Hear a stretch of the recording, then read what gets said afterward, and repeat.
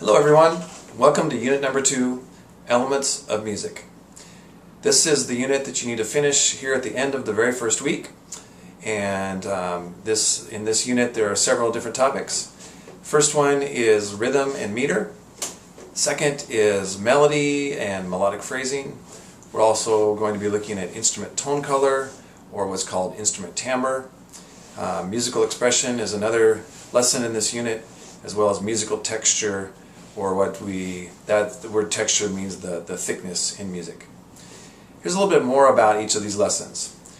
In rhythm and meter, the main concept we'll be looking at, it's several concepts actually, music, beat, pulse, in groups of beats. And when we listen to music, our minds want to group beats into different beat groupings, usually into groups of 2 or into groups of 3. When we hear music grouped in groups of 2, that's what's called duple meter. And when we hear music grouped into groups of 3, that's what's called triple meter. Not all music is in duple or triple, of course, but those are the two most common. There's a listening, your first listening assignment is on that concept, exactly that, determining the meter of the music that you listen to. This is a concept that you'll want to, with each sample, you want to listen to it several times and really think about that and make sure that you figure that out as best as you can. It's a concept sometimes that gives students a little bit of difficulty at first, but with practice you really can get it. But if you find that you're listening to video content more than once, even several times, I think that's normal. With melody and melodic phrases, we'll be looking at the structure of melodies and how musical phrases are put together. In music expression, this is things like musical dynamics and all the expressive elements that happen in music. Music tone color is all about instrumental sounds, and the term for that is instrumental timbre. And in this lesson, you're really going to want to practice the different listening and figuring out the different sounds of each instrument. And there are several recordings, and there's commentary in that lesson to help you figure those things out, and then several examples. And I really give you many examples just so you have different things to choose from and to help you figure that out.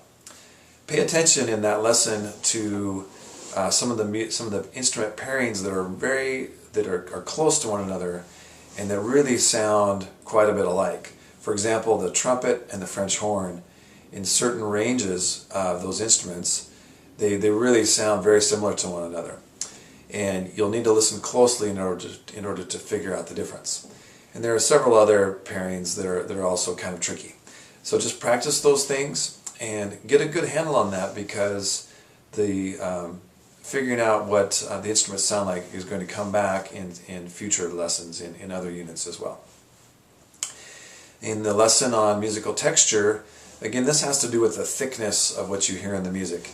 And really it's whether there's one thing going on or whether all the performers are doing just one thing all together, or whether you hear one melody with supporting parts, or whether you hear multiple parts and all doing different things. And there is